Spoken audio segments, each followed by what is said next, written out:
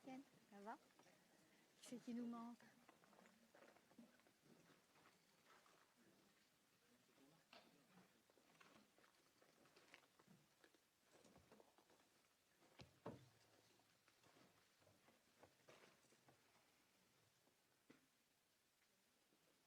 Qui c'est qui manque d'autres? La Mormon et puis les trois autres.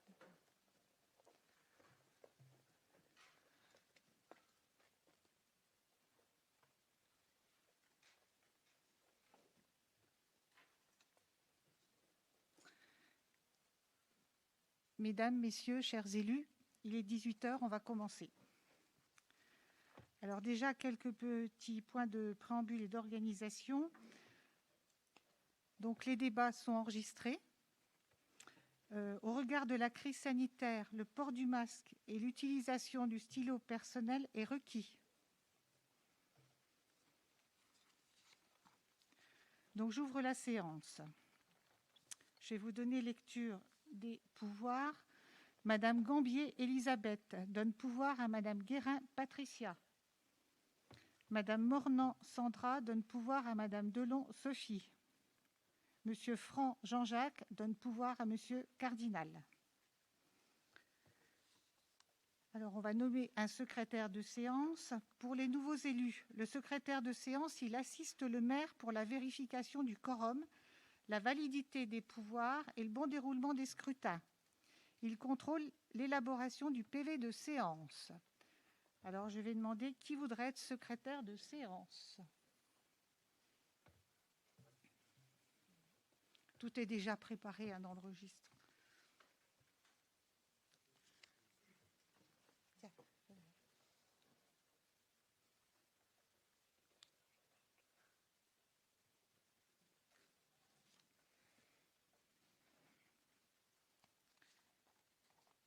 Et on va aussi nommer un responsable de la tenue du registre des présences.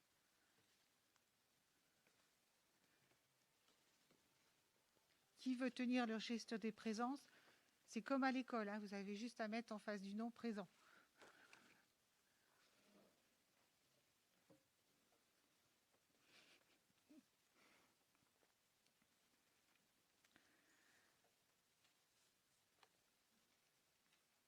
Alors, je vous indique aussi que le procès-verbal de la séance du 4 juillet 2020 est en cours de rédaction et que par conséquent, il a pu être diffusé avant cette séance, donc nous ne pourrons pas le valider. Je vais procéder à la lecture de l'ordre du jour de la séance de ce soir. Alors, sur l'exercice budgétaire 2020, avec l'affectation des résultats de l'exercice 2019, pour les affaires financières, budgétaires et comptables, le vote des taux de fiscalité locale 2020, la création d'autorisations de programmes et crédits de paiement, programme de voirie, revêtement de chaussées et trottoirs, programme de renouvellement des véhicules, le projet de budget primitif 2020, les indemnités de fonction du maire, des adjoints, des conseillers municipaux délégués et du maire délégué de Corlay, les fixations du taux. Pour le contrat de ville 2015-2020 porteur de projet, subvention au titre de l'année 2020 et les attributions. Pour les affaires générales, la création des commissions municipales et désignation de leurs membres. Commission communale des impôts directs, la composition et les propositions. Le comité de programmation leader, désignation des représentants. Le renouvellement des membres des différentes commissions de groupement. La commission d'appel d'offres, règlement intérieur, approbation. La commission de concession, ex-délégation de service public, règlement intérieur, approbation. Pour le personnel, la modification du tableau des effectifs du personnel intercommunal. Les frais de déplacement, revalorisation, approbation. Pour la maison de quartier, la création d'un poste en contrat adulte relais. Sur le régime indemnitaire, l'extension du RIFSEPS à la filière technique, ingénieurs et techniciens, et à la filière médico-sociale, moniteurs, éducateurs et intervenants familiaux. Approbation. Sur le régime indemnitaire, prime exceptionnelle liée à la crise sanitaire. Ensuite, je vous demande si vous seriez validé un ordre du jour, ajoute à l'ordre du jour une question supplémentaire sur la CLECT.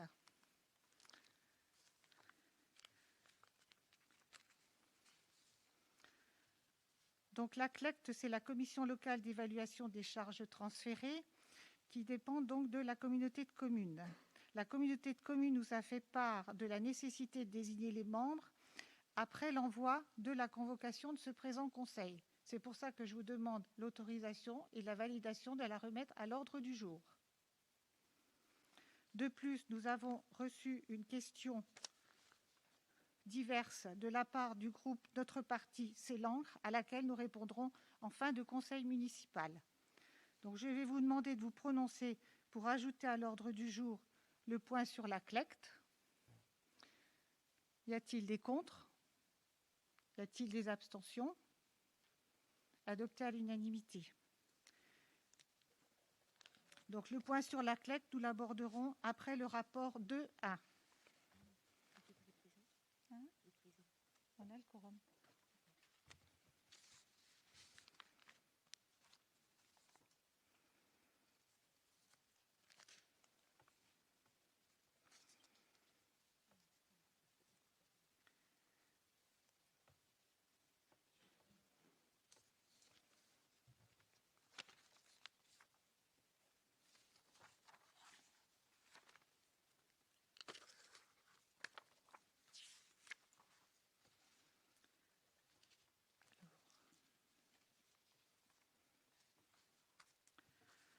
Nous avons le compte-rendu des décisions qui sont prises en vertu de l'ordonnance du 1er avril 2020 visant à assurer la continuité du fonctionnement des institutions locales et de l'exercice des compétences des collectivités territoriales et des établissements publics locaux.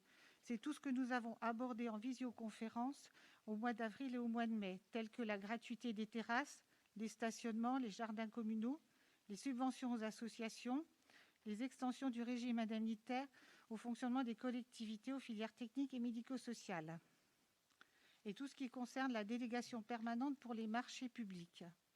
Vous l'avez eu dans votre rapport, et est-ce que vous avez des questions? Parce que je vous propose de ne pas tout relire. C'est assez fastidieux. Donc, si vous avez des questions particulières.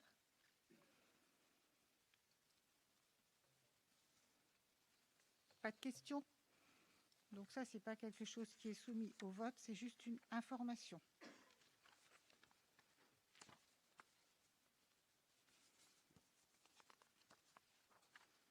Alors, nous allons aborder le point de l'affectation des résultats de l'exercice 2019 sur les comptes administratifs et comptes de gestion. Donc là, je vais laisser la parole à Patricia. Bonjour à tous. Donc, là, nous allons commencer l'exercice par l'affectation des résultats de l'ensemble des budgets. Donc, c'est tout ce qui, le résultat cumulé de l'exercice 2019 qui est reporté au budget 2020. Donc, nous allons commencer par le budget PRE. Donc, c'est le programme de réussite éducative. Sur ce programme, il n'y a pas d'investissement, il y a juste donc du fonctionnement de l'ordre de 64 484,18 €, ce qui sera reporté au niveau du fonctionnement, bien sûr. On vote par budget. Je te laisse voter.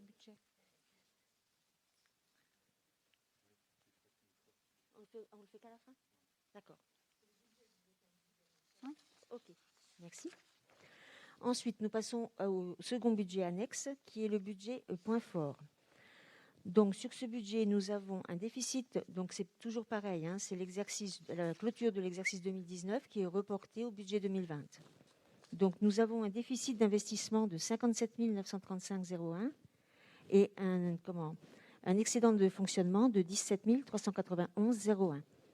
Tous ces chiffres, vous les retrouverez dans le budget de 2020.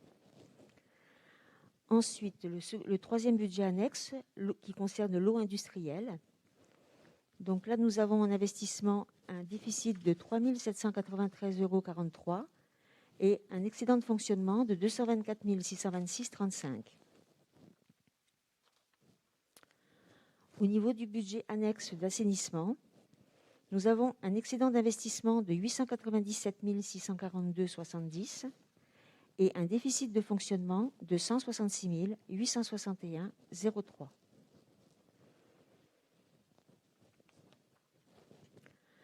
Concernant le budget annexe de l'eau potable, donc nous avons en investissement moins 48 142,22 et en fonctionnement 537 236,28.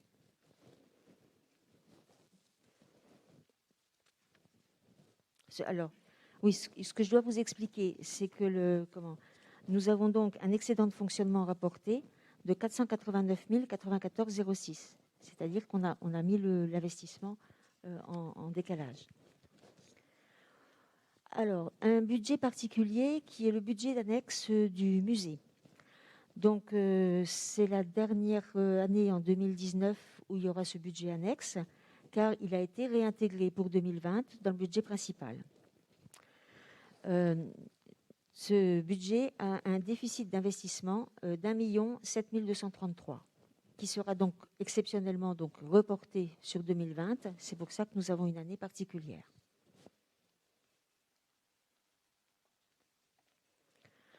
Enfin, au niveau du budget principal, par rapport à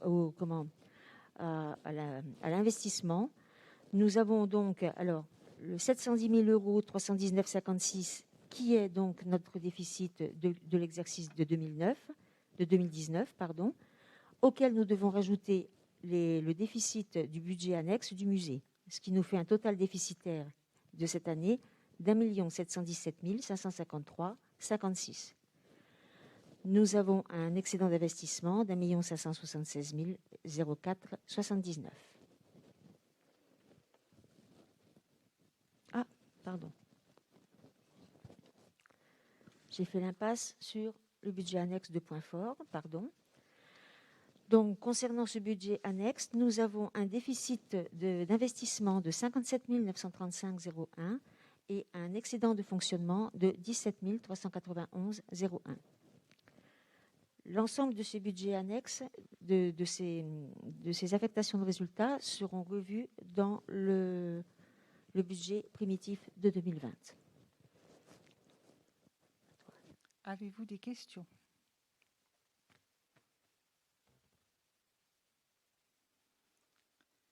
En conclusion, et compte tenu de l'ensemble de ces éléments, je vous propose de bien vouloir approuver l'affectation des résultats comme indiqué précédemment. Y a-t-il des contre? Y a-t-il des abstentions? Adopté à l'unanimité.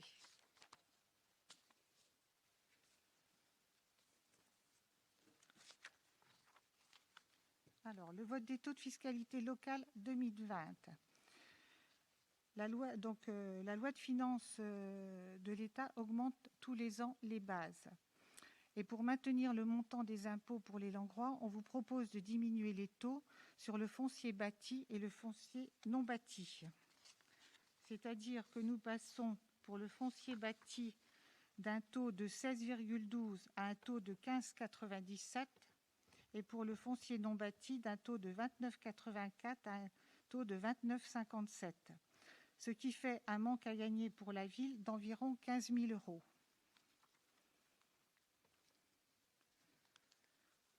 On aurait souhaité faire plus, c'est sûr, mais on ne peut pas aller au-delà étant donné qu'on a des gros projets d'investissement. Avez-vous des questions? Pas de questions. Donc je soumets au vote.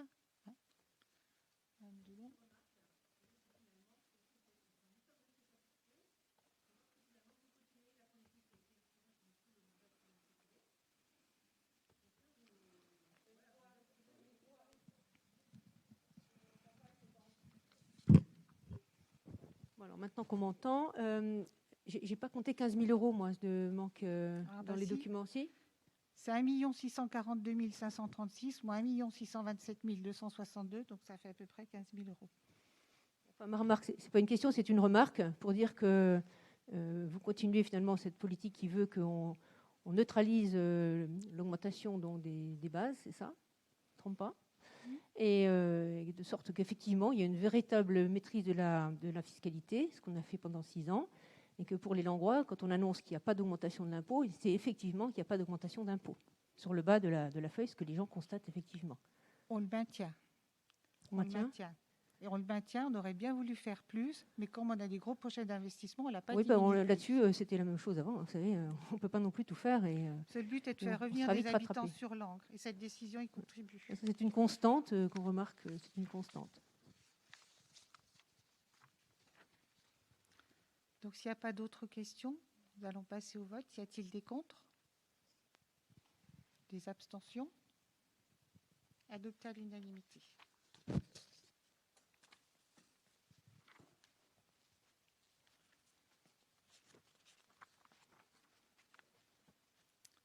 Alors, la création d'autorisations de programme et crédits de paiement. C'est quelque chose qui est nouveau. Afin d'avoir une évaluation beaucoup plus réaliste de la capacité de la ville à investir, il est proposé de voter pour la première fois des autorisations de programme et des crédits de paiement.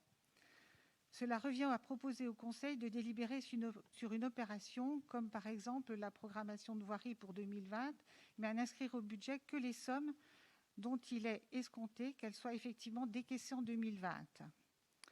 Ce dispositif va nous permettre d'afficher un budget beaucoup plus réaliste, de rendre le budget plus sincère, et ça permet aussi de demander des subventions beaucoup plus en amont. Alors, on vous propose pour la voirie, sur l'autorisation de programme 2020, sur un total de 750 000 €, donc 550 000 € en 2020 et 200 000 € en 2021. Parce qu'étant donné que les travaux vont se faire jusqu'à la fin de l'année, les mandatements des paiements ne se feront que sur l'année 2021. Donc cet exemple pour la voirie et aussi pour l'achat d'un véhicule poids lourd et du matériel roulant pour les services techniques, avec un budget prévisionnel de 550 000 € au total. Et nous avons donc mis 35 000 € pour 2020 et 350 000 € pour 2021, parce qu'entre la commande et la réception des véhicules, il se passera au moins 1 an. Avez-vous des questions?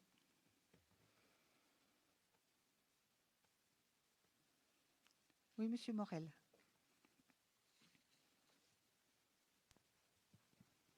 Merci. Est-ce que vous pouvez nous préciser les travaux de voirie que vous avez prévus? Notamment, est-ce que c'est pour favoriser la piétonisation pour les personnes âgées, handicapées à mobilité réduite et les malvoyants, ou est-ce que c'est pour favoriser la voiture et les excès de vitesse des nombreux à Langres? Merci. Oui, bonjour. Les réfections de voirie, c'est surtout pour refaire de la voirie qui est en mauvais état, qui sont programmées depuis plusieurs années. Et donc, un programme a été fixé déjà en début d'année et que nous allons poursuivre. Nous n'allons pas casser ce qui était établi par la mandature précédente. Donc, nous allons continuer à faire cette programmation de voirie.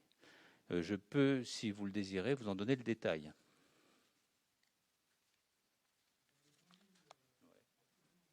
Donc, il y a 13, il y a 13 rues et places qui vont être programmées d'ici fin août, début septembre, puisque les opérations sont lancées. Et notamment, c'est la continuité de certaines rues qui ont été faites partiellement, et on finit ce genre de travaux. Alors, notamment, il y a des petites rues, hein, la rue Petite rue Franche, si vous voyez où c'est situé, c'est en dessous de la porte Henri IV. Il y a aussi un bout du boulevard de Tassigny, mais c'est entre la porte Bouillère, c'est entre la porte de Déterreau jusqu'à la porte Bouillère. Ce sont des petits bouts de rue. Le boulevard Maréchal Delattre a été fait, donc c'est la continuité. La place de Grouchy, donc entre la porte du Moulin et la rue d'Hydro. Vous voyez, c'est encore un petit bout de rue qui doit être fini. Il y a aussi la citadelle. Au niveau de la citadelle, il y a le parking de la place d'Armes devant la maison médicale. Ce qui est important, c'est que ceux qui viennent qui puissent se stationner dans des conditions absolument idéales. Pour le moment, c'est gravillonné et ça apporte des gravillons dans les salles d'attente de la maison médicale. Donc, il fallait absolument finir ce parking.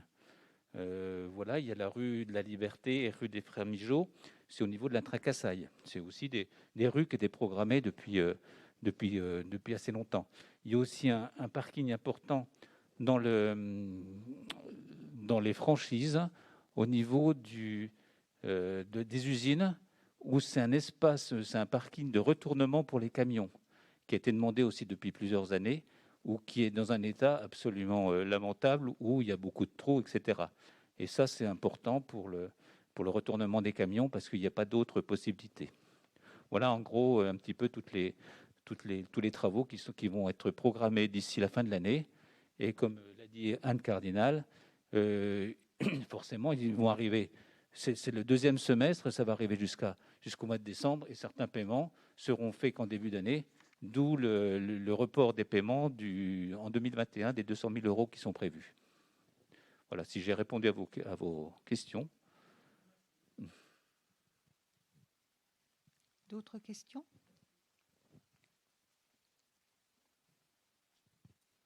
Donc, je vous demande de passer au vote. Donc, y a-t-il des contre? Des abstentions? Adopté à l'unanimité.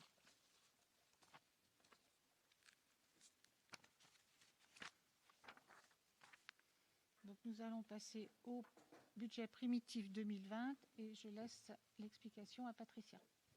Merci. Donc, cette fois, nous allons partir sur notre projet de budget primitif. Donc, c'est sûr qu'en termes prévisionnels, on est déjà en juillet, donc il est déjà bien avancé. Ce qui était prévu, alors c'est pareil, je vais commencer par les budgets annexes. Donc, le budget de Point Fort. Donc, pour information, Point Fort est une coopérative dont l'activité principale est la formation. C'est surtout tailleur de pierre. Donc, nous sommes propriétaires du bâtiment et Point Fort nous verse un loyer. Et l'opération est aujourd'hui profitable pour la ville. Même si nous allons avoir des travaux d'isolation ou peut-être voir d'envisager la vente du bâtiment.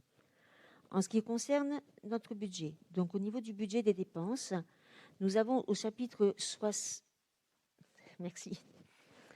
Donc, c'est un budget sans investissement, je vous l'ai dit tout à l'heure. Ah, c'est Point Fort, pardon.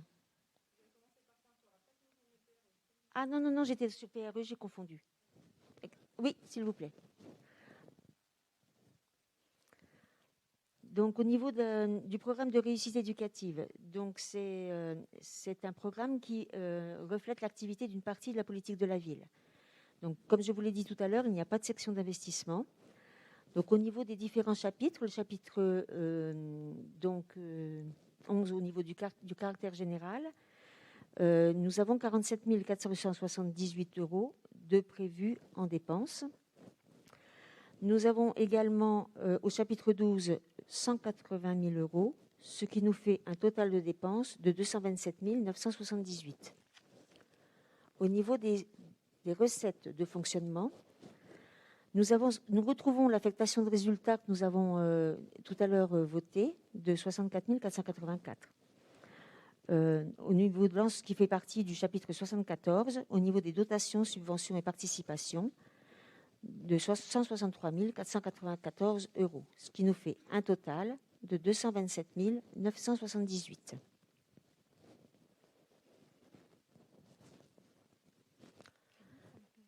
Comment? C'est bon pour le PRE. Avez-vous des questions sur le PRE?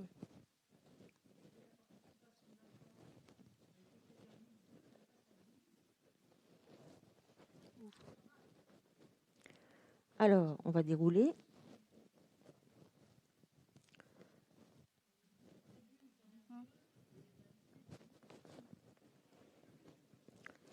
Là, on était sur le réalisé de 2019. Donc, on est parti sur la même prévision.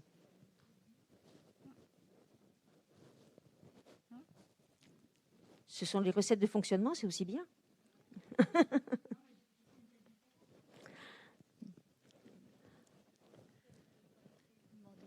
À votre voisine derrière. Oui, oui, s'il vous plaît. Donc il s'agit, là vous revenez sur le vote du compte administratif 2019 qui a déjà eu lieu sous la précédente mandature. Je n'ai pas l'explication en tête de cette augmentation. C'est des recettes qui vraisemblablement n'avaient pas été prévues au moment du budget, que le service a obtenu certainement suite à un appel à projet et qui ont été évidemment inscrites au compte administratif. D'autres questions? Nous allons passer au vote. Pour le budget primitif de PRE, qui est contre? Qui s'abstient?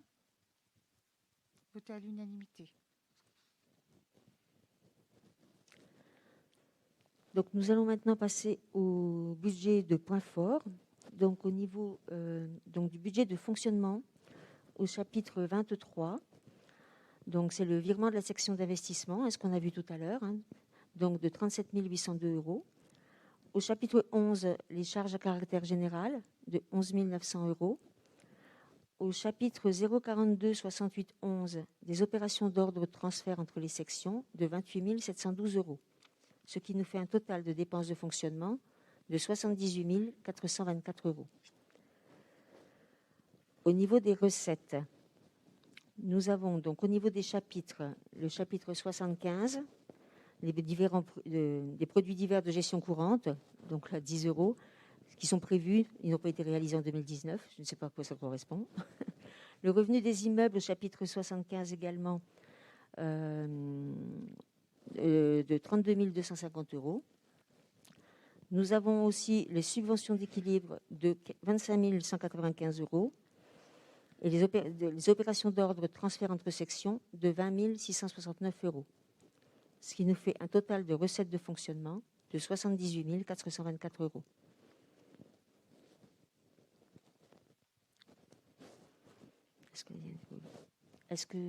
Donc ça, c'est le fonctionnement.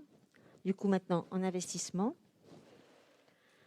Donc, nous avons l'excédent d'investissement reporté pour 2020 de 57 936 €.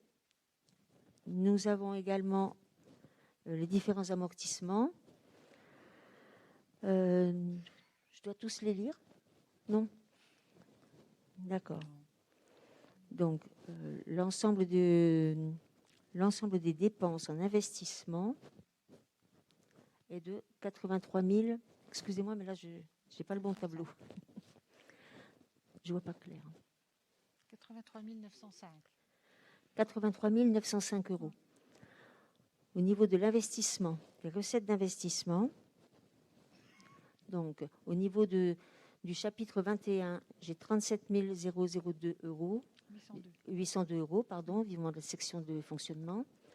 Au niveau de l'excédent de fonctionnement capitalisé, c'est-à-dire ce qui nous revient de 2019 et des années précédentes, 17 391 €. Les amortissements de l'immeuble, donc 28 712 €, donc ce qui nous fait un total de 83 905 € au niveau du total des recettes. Voilà. Donc, je voudrais le résultat de l'exercice. On a équilibré les recettes de fonctionnement et d'investissement. Avez-vous des questions?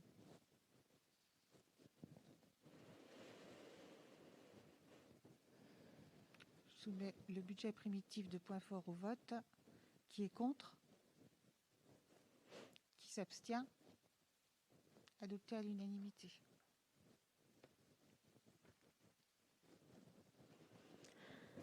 Nous allons maintenant passer au niveau des eaux industrielles, du budget sur l'eau industrielle.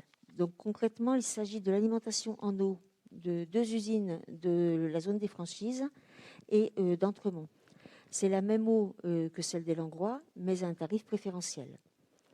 Ce service est profitable à la ville et aux industriels, pour autant que la ville n'ait pas de gros investissements en termes de canalisation à voir. Donc au niveau des dépenses de fonctionnement,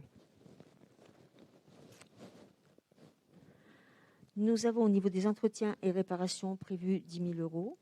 Au niveau des entretiens des installations, 296 132 €. Au niveau des divers entretiens, 40 000 €. Au niveau des diverses charges de gestion courante, 10 euros. Au niveau de la dotation aux amortissements, 9 990 euros, ce qui nous fait des dépenses de fonctionnement de 356 132 euros. En termes de recettes de fonctionnement, nous avons le résultat de fonctionnement reporté que nous avons vu tout à l'heure de 220 832 euros. Nous avons la redevance de l'eau de 135 070 euros, toujours les produits de gestion courante 10 euros, et la quote-part des subventions d'investissement transférées de 220 euros, ce qui nous fait donc un équilibre entre recettes et dépenses de 356 132 euros. Voilà pour le fonctionnement. Pour l'investissement, nous avons le résultat d'investissement reporté de 3 794 euros en ce qui concerne les dépenses d'investissement. Nous avons également de l'installation et du matériel. Nous avons prévu donc 9 770 euros et des subventions d'équipement de 220 euros, ce qui nous fait un total de 13 784 euros. Au niveau des recettes d'investissement, nous avons l'excédent de fonctionnement de 3 794 euros, ce que je vous ai donné tout à l'heure. Nous avons d'autres recettes de 9 990 euros, ce qui nous fait un total de 13 784 euros. Voilà le prévisionnel du budget au niveau des eaux industrielles. Des questions sur ce budget? Je vous soumets le budget primitif de l'eau industrielle au vote. Y a-t-il des contre? Des abstentions? Adopté à l'unanimité. Nous allons passer maintenant au budget d'assainissement, donc toujours en budget annexe. Donc les dépenses, alors, attendez, assainissement, investissement.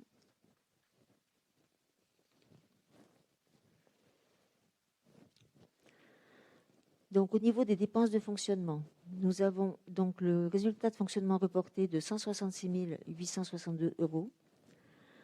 Nous avons les entretiens des installations de 4 600 euros, les primes d'assurance de 400 euros, les divers de 4 536 euros, d'autres primes de 31 733 euros, de la taxe de redevance diverses de 231 723 euros, des intérêts qui sont réglés à échéance de 32 000 euros, des dotations aux amortissements de 183 570 euros, 183 570 euros, ce qui nous fait un total de 658 424 euros de dépenses de fonctionnement. En termes de recettes de fonctionnement, nous avons 200 000 euros d'assainissement, de la redevance d'assainissement collectif. Nous avons 261 964 euros de redevance d'assainissement par rapport au traitement des boues. Nous avons 121 509 euros par rapport à l'épuration de l'agence de l'eau. Et nous avons 74 951 euros de quote-part de subvention d'investissement transférée, ce qui nous fait un total de recettes de 658 424. Au niveau des dépenses d'investissement, nous avons donc un emprunt au niveau de 40 000 euros. Nous avons un autre emprunt assorti de conditions particulières qui reste 32 000 euros. Nous avons la régularisation pour annulation de subvention de 61 510 euros. C'est pareil, nous avons les frais d'études de 10 000 euros, l'installation de matériel ou d'outillage de 3 451 euros. Nous avons également l'installation de matériel ou d'outillage technique de 20 000 euros. Nous en avons encore un troisième de 15 000 euros. Nous avons les immobilisations corporelles de 270 000 euros. Nous avons des opérations sous mandat, ce sont surtout liées au branchement privé, de 93 400 euros. Nous avons des créances sur transfert de droits à déduction de TVA de 15 000 euros, des intégrations d'études dans les travaux de 13 451 euros et d'amortissement de subventions d'équipement de 74 951 euros. Ce qui nous fait des dépenses d'investissement de 648 763 euros. En termes de recettes d'investissement, Nous avons l'investissement reporté de 935 892 €. Nous avons les créances sur transfert à droite déduction de TVA de 15 000 €, les opérations de branchement privé de 47 601 €, les intégrations des études pour les travaux de 13 451 €, les diverses installations et matériels d'outillage de 15 000 €, des amortissements concernant les travaux de construction de 91 334 €, des amortissements spécifiques de 926 €, des amortissements classiques de matériel classique de 91 310 €, ce qui nous fait donc un total de 1 210 514 € en ce qui concerne les recettes d'investissement. Voilà, au niveau de Avez-vous des questions sur le budget assainissement?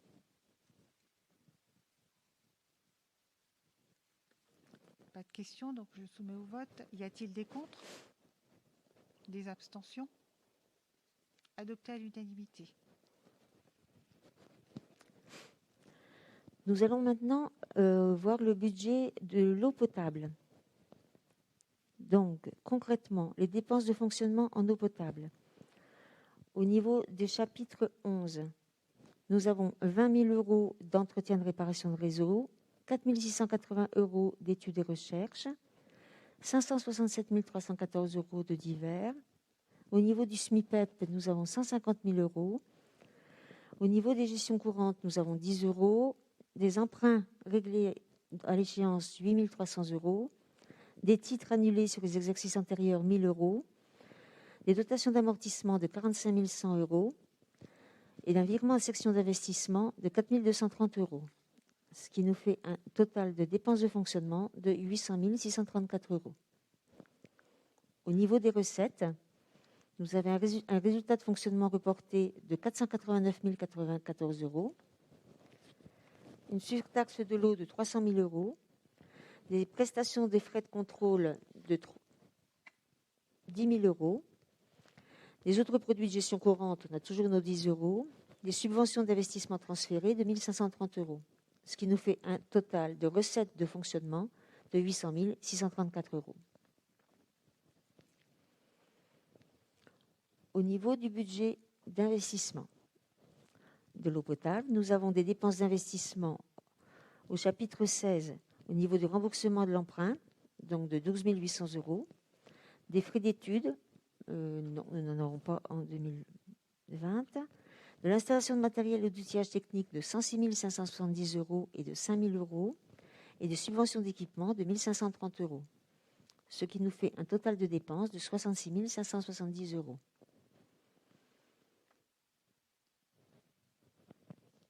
Alors, attendez. 125 900.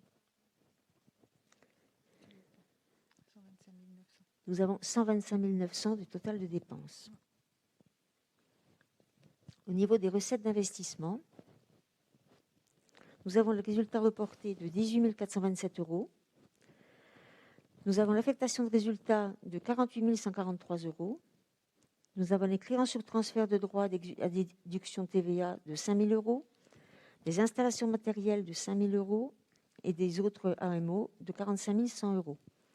Avec un virement de section de fonctionnement de 4 230 €, nous avons donc des recettes d'investissement de 125 900 €.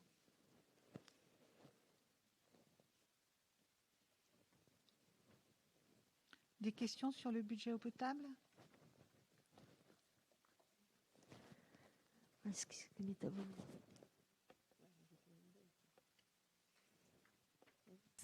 J'ai une question. Les divers, est-ce que vous pouvez juste préciser ce que c'est? Parce que premièrement, c'est en forte hausse, et puis c'est un budget assez conséquent. Alors, vous pouvez me... Pour les divers. Madame Vernochet, s'il vous plaît. Alors il s'agit, en fait, c'est un budget qui dégage un excédent de fonctionnement important, comme vous l'avez vu au moment de l'affectation des résultats. Et donc c'est une affectation de résultats qui est à reporter, et les divers ne seront pas consommés, les 567 314 € sont gonflés pour équilibrer le budget, ce qui est une obligation légale, mais cela renvoie à un problème plus profond et plus général de la tarification de l'eau et de l'assainissement à Langres, qui génère parfois de profonds déficits et parfois des excédents très importants. Donc, ce que nous avons proposé, c'était de revoir effectivement l'ensemble de ces prestations dans le cadre de la DSP Veolia, c'est-à-dire dans 2 ans. Il est difficile d'équilibrer entre le budget eau potable et assainissement. Il y en a souvent un qui est excédentaire, l'autre qui est déficitaire et vice-versa. Et si on augmente ou on s'y diminue le prix, l'équilibre est difficile à trouver. Donc c'est vraiment une étude à mener avec Veolia parce qu'on n'arrive pas, nous, de manière assez fine, à pouvoir faire la variation correcte. D'autres questions ? Donc je soumets le budget primitif eau potable au vote. Y a-t-il des contre ? Des abstentions ? Adopté à l'unanimité. Il manque une feuille.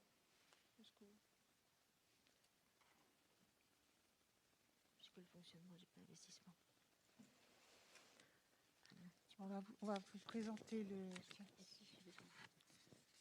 Merci. Sur le budget général. Donc je vous rappelle que le budget 2020, c'est quand même un budget de transition au regard de la crise sanitaire et il était fondé principalement sur les remarques des services. C'est quand même quelque chose qui est à prendre en considération. Il ne définit pas la politique pour les 6 ans à venir.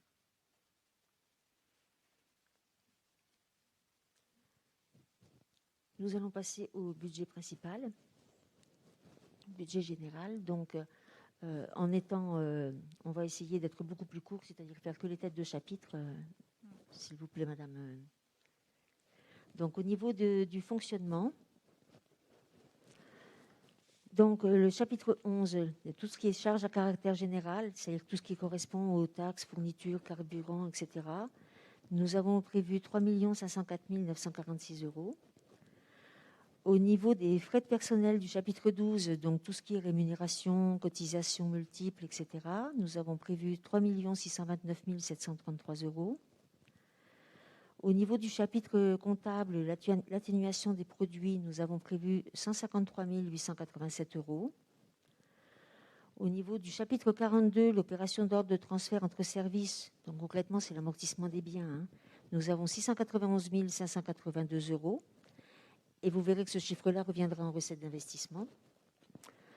Au niveau du chapitre 65, autres charges courantes, ça implique entre autres tout ce qui est service incendie, mais il y a également, vous verrez tout à l'heure, l'indemnité des élus, les subventions des associations. Nous avons 1 399 599. Au niveau du chapitre 66 des charges financières, donc ce sont les intérêts d'emprunt, nous avons 252 000 €. Au niveau des charges exceptionnelles, nous avons 115 033 €. Et également un virement à la section d'investissement, donc pour équilibrer le budget, de 519 870 €. Ce qui nous fait un total de dépenses de nos recettes de 10 270 650 €. Pardon, dépenses. J'ai dit recettes. Pardon. Nous allons maintenant aborder les recettes de fonctionnement. Donc, au niveau du chapitre 42, donc les opérations d'ordre de transfert entre services de l'ordre de 275 000 €. On retrouvera ce chiffre en dépenses d'investissement. De chapitre 13, l'atténuation des charges de personnel de 90 000 €. En chapitre 70, des prestations de services et des ventes de produits de 653 037 €. Au chapitre 73, des différents impôts et taxes de 5 571 034 €. Au chapitre 74, de l'ensemble des subventions des dotations de 2 803 083 €. Au niveau du chapitre 75, des autres produits de gestion courante de 533 010 €. Au niveau des produits financiers du chapitre 76, 15 851 €. Et des produits exceptionnels du chapitre 77, 325 635 €. Ce qui nous fait un budget de recettes de fonctionnement de 10 266 650 €.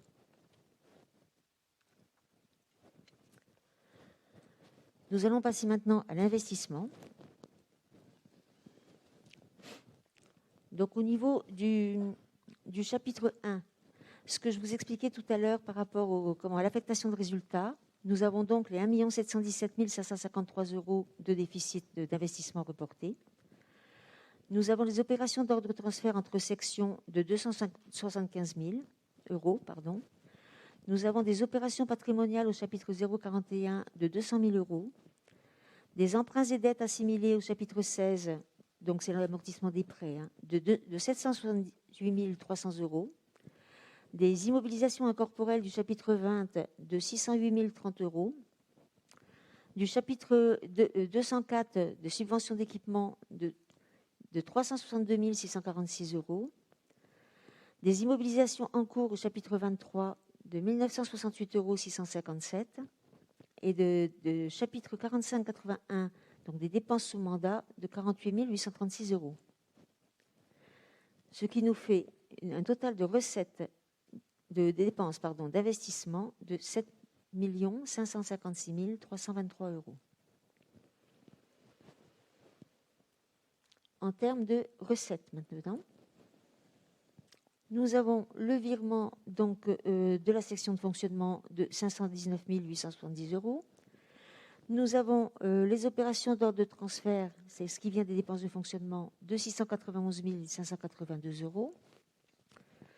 Nous avons l'opération patrimoniale au chapitre 41 de 200 000 €. Au chapitre 10, les dotations fonds divers et les réserves de 2 3 711 €.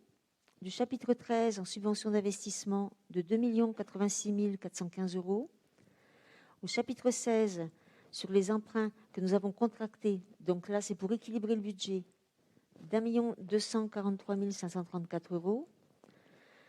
Des ventes de biens immobiliers de 762 375 000 € et de la comptabilité distincte rattachée au chapitre 45 de 48 836 €. Ce qui nous fait une recette d'investissement de 7 556 323 €. Alors, il y a un petit delta parce que nous avons rajouté les 45... Alors, attendez, je vais revoir derrière, ça j'irai mieux. De 45 153 € d'immobilisation financière que nous n'avions pas affecté, ce qui fait que nous allons avoir un léger excédent, ce qui permettra de diminuer notre emprunt d'autant. Donc,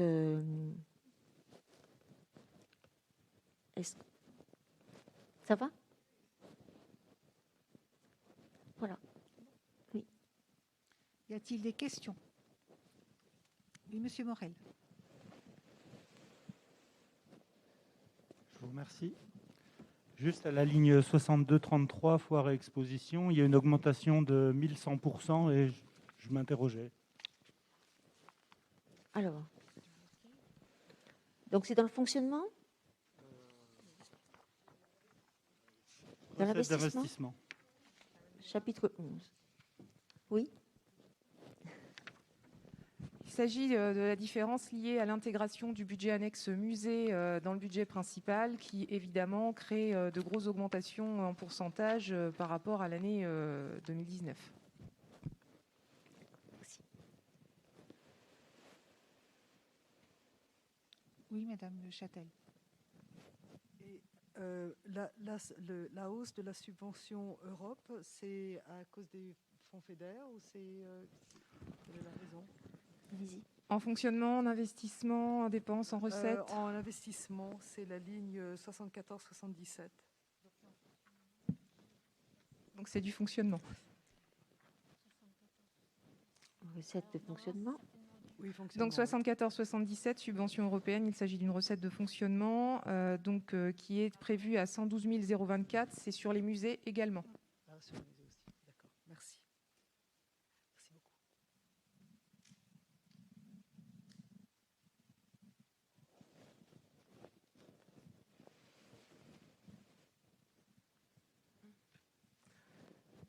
Sur les dépenses d'investissement, vous avez annoncé tout à l'heure une augmentation et de gros investissements. Je voudrais savoir quels sont donc ce qui est donc inscrit comme projet d'investissement, en plus de ce qui avait été inscrit dans le débat d'orientation budgétaire où on avait donc inscrit déjà les réserves des musées, les vestiaires du tennis, du col, le presbytère, les vestiaires du rugby, les aires de jeu, etc., etc. Quels sont les nouveaux investissements et pour quel montant? Et compte tenu qu'en débat dans le budgétaire, il y avait un emprunt qui était donc du même montant, s'il y a des investissements nouveaux, comment seront-ils financés? Alors, je vous rappelle que tout à l'heure, je vous ai dit que c'était un budget de transition. Donc, les gros investissements seront prévus sur 2021. Donc pas pour 2020, comme vous l'avez Oui. dit à l'entrée. D'accord. Tout à fait. C'est ça. Donc, pas sur 2021. Ce sera sur 2021 et pas sur 2020.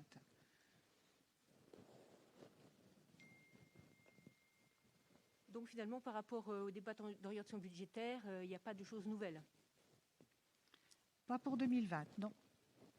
Juste les autorisations. Il y a juste les autorisations, mais aussi les travaux qui vont être engagés, parce qu'il y avait des choses qui étaient budgétées, telles que les vestiaires du tennis, qu'on traîne depuis des années, qui Et sont vous savez budgétés pourquoi, pas réalisés, parce que le taux de et- réalisation n'était que de 38%. Je pense que vous êtes bien placé pour savoir pour quelles raisons ces travaux ont donc attendu.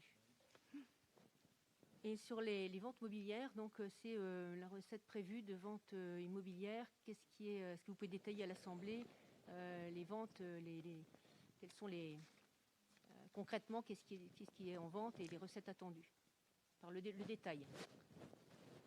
Au niveau du détail. Vous les connaissez, les ventes, Madame Delon?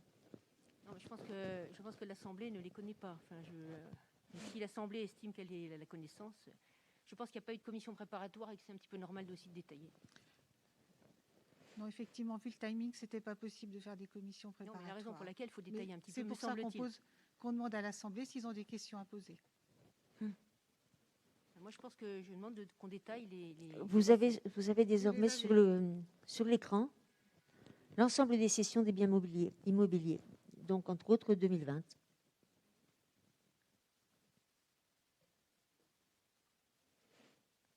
Vous voulez une lecture? Donc il y a la maison des syndicats, il y a l'immeuble. De la poudrière, Voilà. la maison de la crémaillère. Je laisse-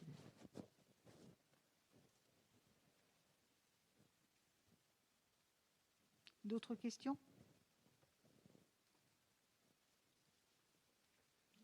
Je soumets le budget au vote. Y a-t-il des contre? Des abstentions? Adopté à l'unanimité.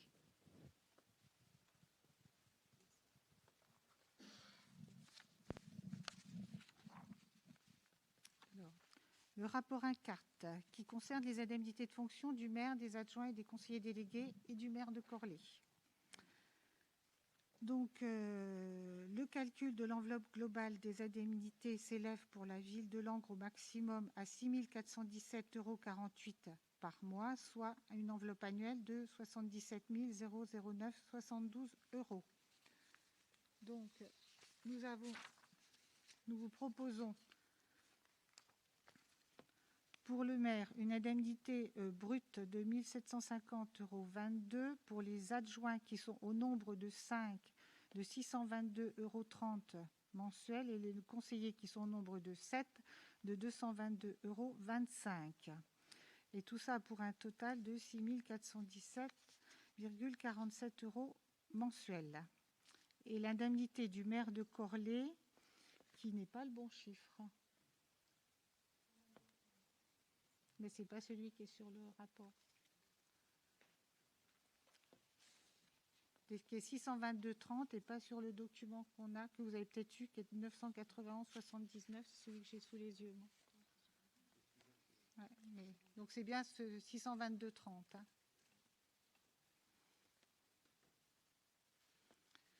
Et donc ce qui fait un cumul annuel de 77 009,72 €.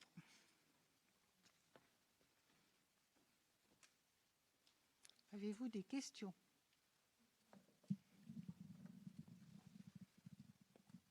Alors, je n'irai pas bien sûr sur le cœur du sujet, à savoir que les indemnités des élus, surtout les élus des communes et des intercommunalités, sont tout à fait modestes et tout à fait raisonnables par rapport à la charge de travail.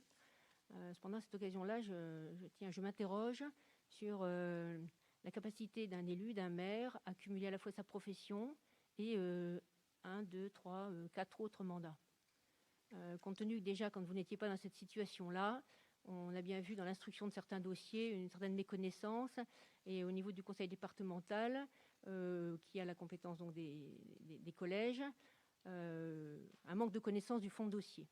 Donc là, comment allez-vous mener de front l'ensemble de vos missions, sachant que par le passé, ça n'a pas été franchement probant. Il n'y a pas eu d'intervention au conseil départemental sur quelque chose comme le contournement de langue, vous n'êtes jamais intervenu. Et sur l'affaire des collèges, qui va nous occuper en fin de séance, on voit bien qu'il n'y avait pas franchement une connaissance technique approfondie du dossier. Alors, si vous n'avez pas lu le journal ce matin, Madame Delon, vous n'avez qu'à le lire. Donc déjà, première chose, j'ai pris un temps partiel pour une durée déjà de 6 mois professionnellement. Et je ferai le point dans 6 mois. D'autre part, en ce qui concerne la présence au conseil départemental, on pourra faire mon taux de présence aux commissions et en séance plénière et permanente, et on pourra vous donner les statistiques, il n'y a pas de souci. Et sur la connaissance du dossier du collège, je crois que surtout les thématiques en rapport avec ce dossier, je crois que s'il y en a une qui connaît bien le dossier, je crois que j'en fais partie du groupe. Donc au niveau de ce qui est connaissance des dossiers, effectivement, il y en a peut-être comme vous que vous ne dominez pas. On ne peut pas tout dominer, mais sur certains dossiers, je crois que je les connais bien. Pour quelle raison avez-vous sorti un dossier technique de vieux de 8 ans au dernier moment? Comment se fait-il que ce dossier n'est pas venu? Je crois qu'actuellement... Pourquoi des dossiers que finalement on a eu finalement, comment se fait-il qu'ils sont sortis alors qu'ils sont complètement hors sujet par rapport au problème? Le rapport comporte sur les indemnités du maire et pas sur le dossier du collège.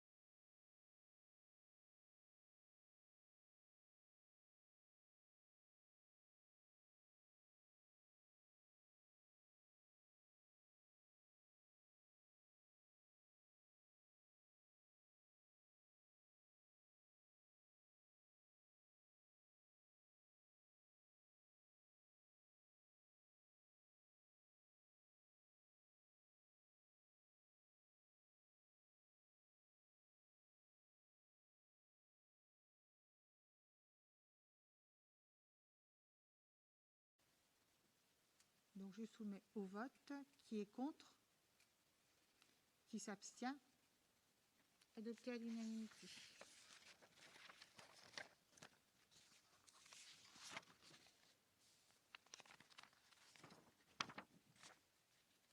Alors, la commission d'appel d'offres donc, est régie par un règlement intérieur.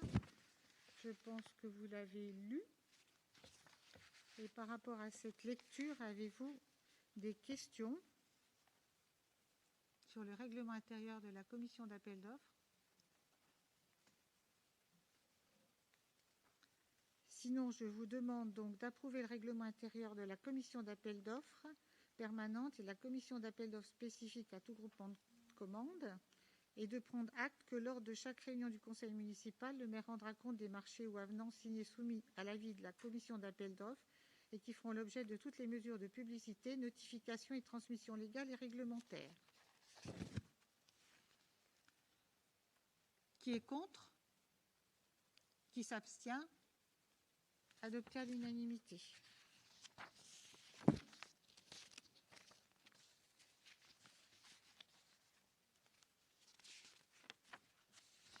Alors, le règlement intérieur de la commission de concession. Donc, les règles procédurales de passation des concessions se rapprochent de celles des marchés publics.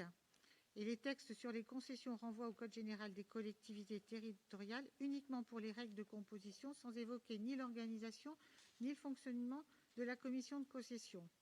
Et c'est devant ce silence des textes qu'il est obligatoire de rédiger un règlement intérieur. Avez-vous des questions sur ce règlement intérieur de la commission de concession?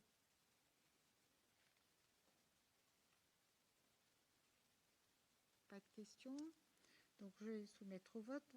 Donc, je vous demande par conséquent d'approuver le règlement intérieur de la commission de concession tel qu'il est annexé à la présente délibération. Qui est contre? Qui s'abstient? Adopté à l'unanimité.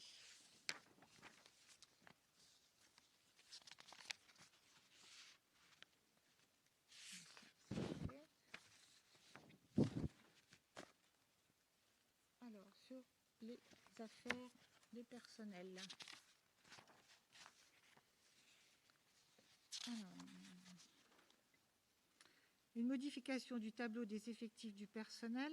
Donc, nous avons deux modifications de statut. Donc, un poste d'adjoint technique principal deuxième classe à temps complet qui est supprimé pour créer un poste d'adjoint technique à temps complet. Un poste d'adjoint du patrimoine principal de deuxième classe à temps complet qui est supprimé et qui permet la création d'un poste d'adjoint patrimoine à temps complet.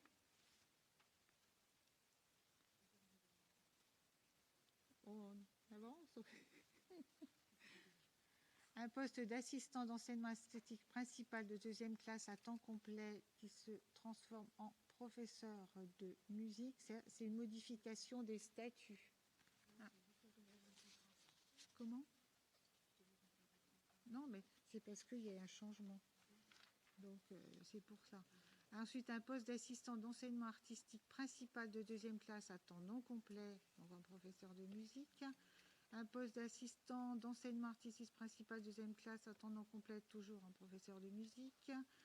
Donc ça, c'est leur activité et c'est leur poste qui est bien dénommé comme ça maintenant dans la fonction. Un poste d'assistant d'enseignement artistique principal deuxième classe à temps non complet, en 4 heures sur 20e. Un poste d'assistant de conservation à temps complet.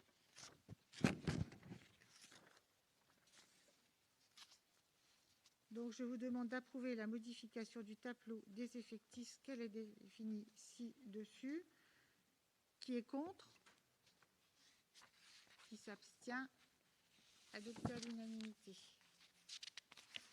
Alors, les frais de déplacement. Donc ça, c'est des régularisations légales, puisque c'est un arrêté du 11 octobre 2019 qui revalorise les indemnités de repas, qui passe de 15,25 € à 17,50 €. Et donc, du coup, ça modifie les règlements de remboursement des frais. Également, le remboursement des frais de déplacement qui a été modifié. Et ces modifications, elles prendront effet au 1er août. Donc vous avez sur les repas et sur les indemnités kilométriques. Donc ça, c'est un texte de loi, donc ça, c'est juste à adopter. Donc je vous demanderai d'adopter le règlement relatif aux frais de déplacement dans sa version 2 à compter du 1er août 2020.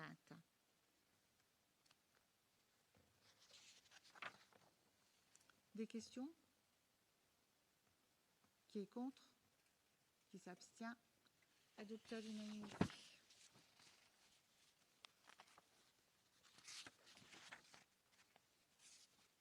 Alors, le rapport 3.3, la création d'un poste en contrat adulte relais. Donc, le contexte particulier de la crise sanitaire a conduit le gouvernement à porter une attention particulière aux quartiers prioritaires de la ville en raison des épisodes de violence urbaine, de rupture de la continuité éducative et du nécessaire soutien des associations de proximité œuvrant dans ces quartiers. Donc, dans ce contexte, le plan quartier d'été 2020 a pour ambition de faire de cette période estivale un temps utile dans une logique de renforcement du lien social et d'accès à de nouvelles opportunités. Et afin de répondre à ces besoins qui ont été identifiés dans les quartiers neufs, il est proposé de créer un poste d'adulte relais. En fait, le contrat adulte relais est déjà un emploi aidé d'insertion qui doit permettre à certaines personnes éloignées de l'emploi d'assurer des missions de médiation sociale et culturelle de proximité, et il répond à certaines contraintes. Avoir au moins 30 ans, résider dans un quartier prioritaire et être sans emploi ou bénéficier d'un contrat CUI-CAE. Alors la personne, nous avions déjà un agent qui était en poste, et donc finalement c'est qu'une officialisation de ce poste-là, sachant que pour la ville, ça reste, il y a une aide de l'État pour la rémunération de ce poste, et il nous restera à charge sur un ensemble de frais de 19 639,39 € par an, un reste à charge d'environ 7 000 €. Donc c'est une formalisation en fait d'un poste qui était déjà existant. Et c'est pour une durée de 3 ans. Vous avez des questions par rapport à ça? Désolée. Alors, effectivement, s'il s'agit d'une formalisation, ma question est sans doute pas très opportune.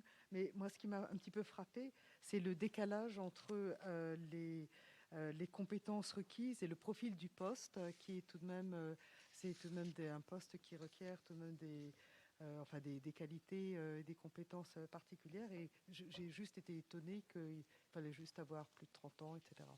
Mais si c'est un... Voilà, merci.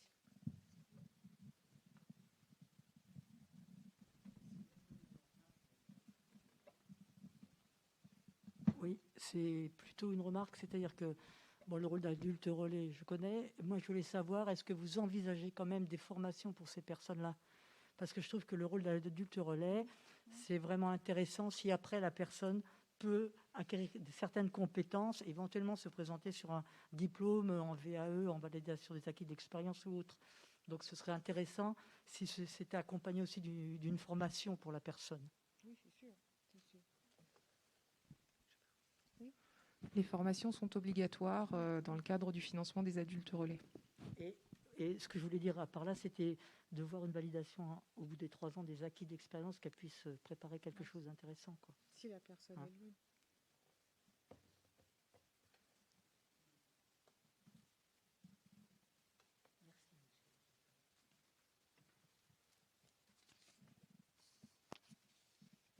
D'autres questions?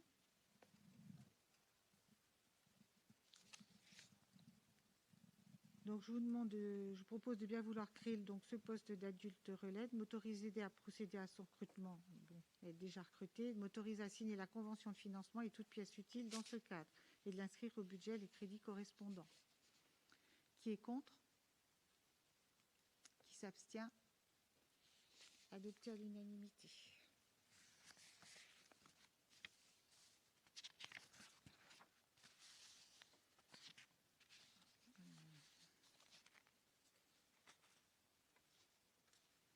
Le rapport 3.4 sur le régime indemnitaire et l'extension du RIFSEPS à la filière technique et à la filière médico-sociale.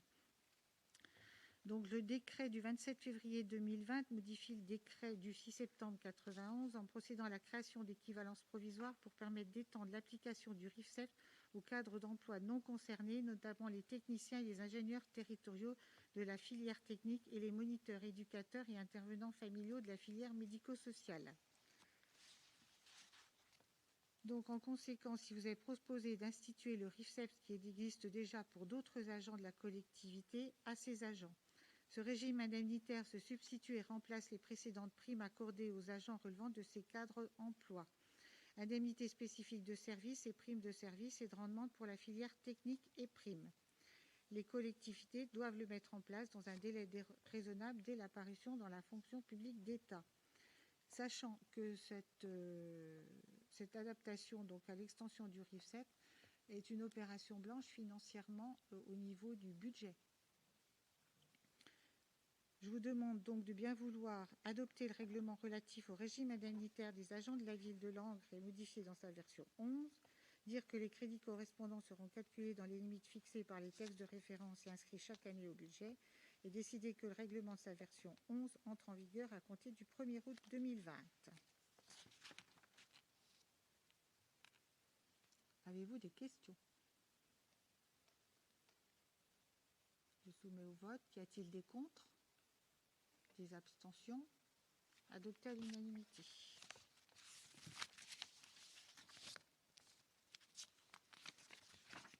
Alors, suite à la crise sanitaire, donc il y a une prime exceptionnelle qui a été donc attribuée à certains agents en lien avec cette crise sanitaire.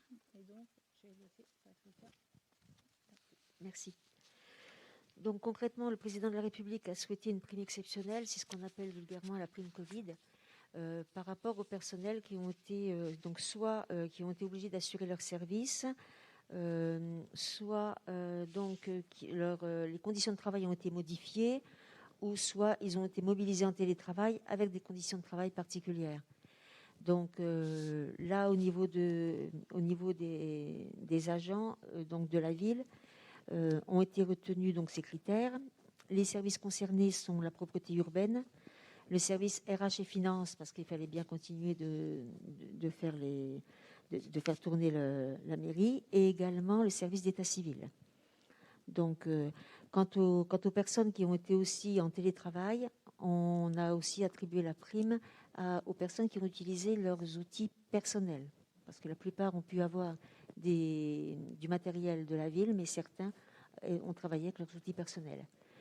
Donc concrètement, la prime va de 200 € à 50 € en fonction des critères retenus. Donc il y a eu tout un tableau de faits et ça a pu être versé.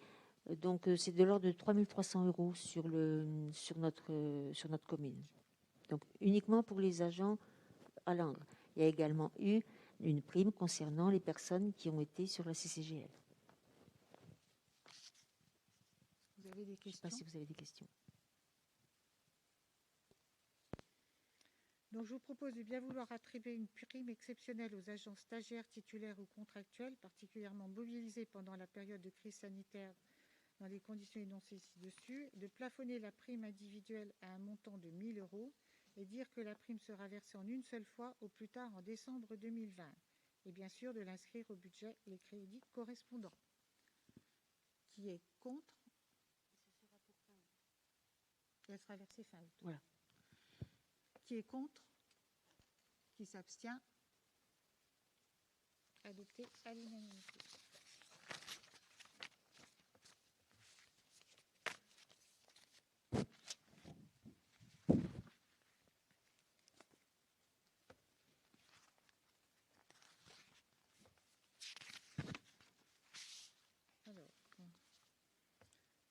L'ordre du jour est terminé. Nous allons donc passer à la question qui était posée par notre parti, c'est Langres. Je vais vous en faire la lecture. Samedi, de nombreuses personnes ont découvert avec stupeur dans la presse que le nouvel exécutif de Langres irait jusqu'au bout du bras de fer avec le conseil départemental en s'opposant catégoriquement aux investissements votés d'ampleur inédite et attendue depuis plusieurs décennies à Langres. Beaucoup pensaient que cela se ferait quand même, puisque le département est propriétaire de l'emprise et des bâtiments pour y installer un nouveau collège et la nouvelle caserne des pompiers. Beaucoup pensaient que cela se ferait, puisque le plan collège arrive à son terme et le financement est prévu. 40 millions d'euros pour Langres, une somme, mais qui comprend la construction d'une nouvelle caserne des pompiers. Les deux projets sont liés et permettent des économies d'échelle importantes. Un projet qui ouvre enfin une solution très pertinente pour de nouveaux locaux et des logements décents pour les gendarmes. De quoi changer la ville. Maintenant, la chose est entendue. Cela ne se fera pas. Sans doute au détriment de notre jeunesse, de nos gendarmes, de nos pompiers, de nos entreprises locales et de l'emploi. Les premières pierres semblent bien éloignées. À la lumière de cette décision, des questions se posent. Quel est le devenir du collège d'Hydro ? Quelle solution apportez-vous à l'absence d'installations sportives à proximité ? Envisagez-vous la poursuite des transports et déplacements pour rejoindre les installations sportives distantes de plusieurs kilomètres, ce qui réduit considérablement le temps des enseignements d'éducation physique et sportive ? Comment comptez-vous rendre le collège d'Hydro accessible aux personnes à mobilité réduite ? Comment envisagez-vous la réalisation de travaux en présence d'élèves dans les deux collèges ?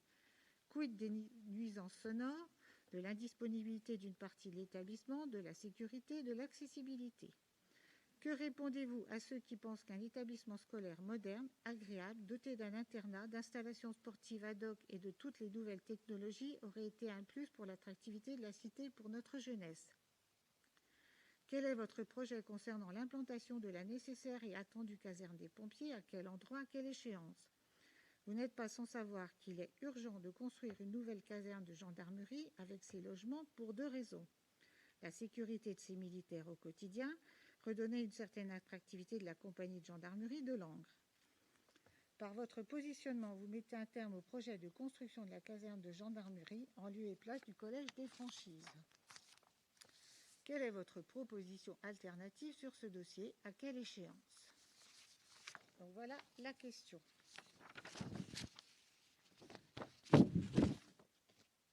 Moi, je vais lire maintenant la réponse.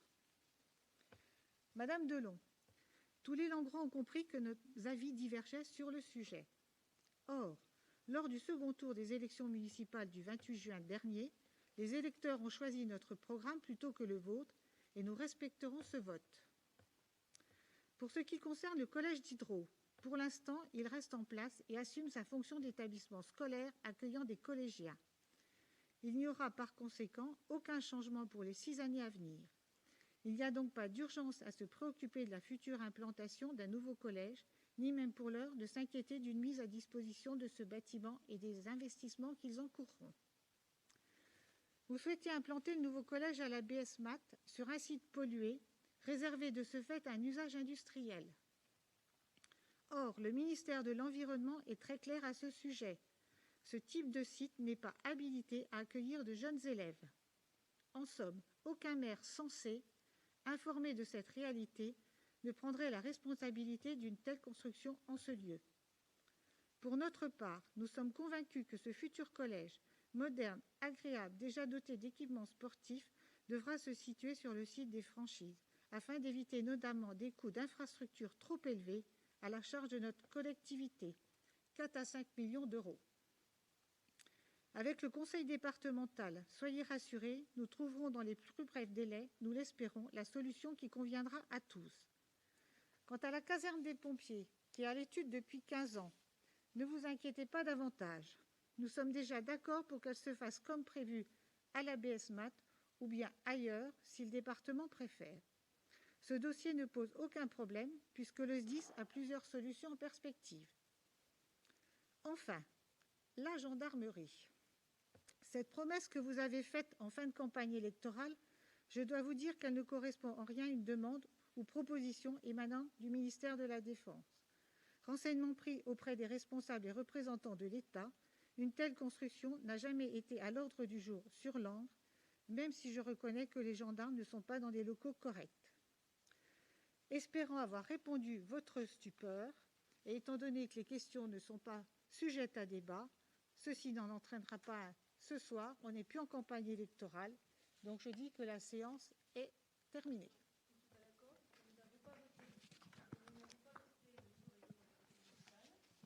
Donc c'est le nouveau règlement. Vous n'avez pas voté de nouveau règlement du conseil municipal. J'estime que le règlement précédent continue de s'appliquer. Je l'avais ouvert au débat parce que c'est un peu facile de dire qu'on sera constructive et qu'on fait participer tout le monde et couper court au débat de cette façon. Enfin, Nous ne sommes plus en campagne électorale, c'est Madame pas une question Delon. de campagne électorale. Le sujet est clos. C'est un sujet qui concerne les Langrois et je demande à l'Assemblée.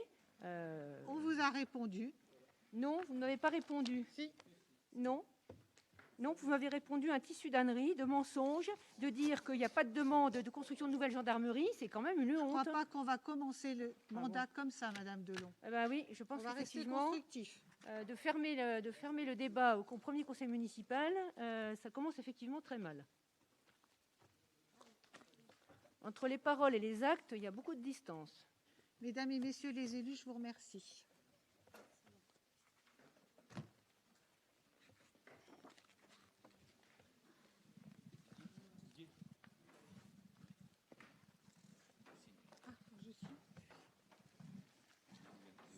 Ça s'est expédié comme quand c'est municipal. Non, mais attends. Bon, ça a été. Voilà.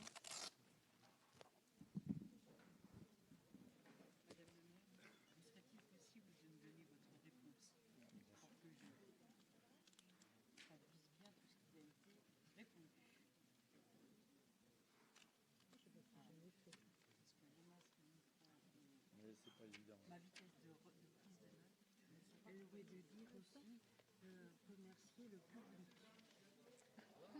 Remercier le public. Oui, je vous remercie. Oui, merci beaucoup. Tiens, voilà. C'est des petits.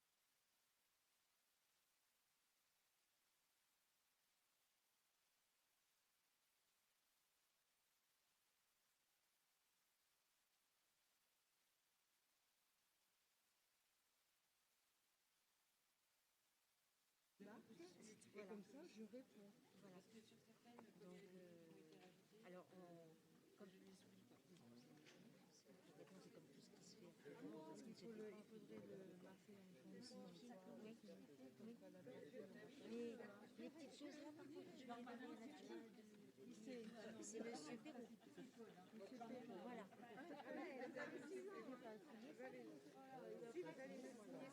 Ça porte directement de main. Ah, ben c'est pour la DGFiche, oui. Pour les taux, pardon. La délib arrivera après. Oui. Oui. Et elle a été donnée à un journaliste que vous l'a demandé juste avant vous. Vous voulez que je vous l'envoie par mail? Voilà. Si c'est possible. Voilà. Voilà. Parce que du coup, tu as oui. Donc Hervé, enfin il n'y a pas d'accent, hein, point en août, VANHOUTTE, arrobase, wanadoo.fr.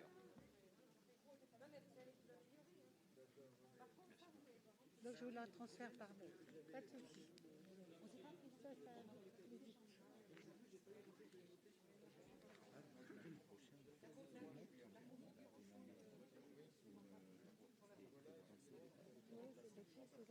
La dernière du mois, c'est tout le monde. Oui, pardon, c'est bon. Donc mardi, tu viendras pas pour rien. 15h pour la réunion et mardi, tout le monde qui sera là. Bon, moi je ne serai pas là. Et vendredi, donc tu as vu, quand tu m'as répondu merci, et on fait notre réunion. Non mais tu as raison, vaut mieux un excès de précaution que...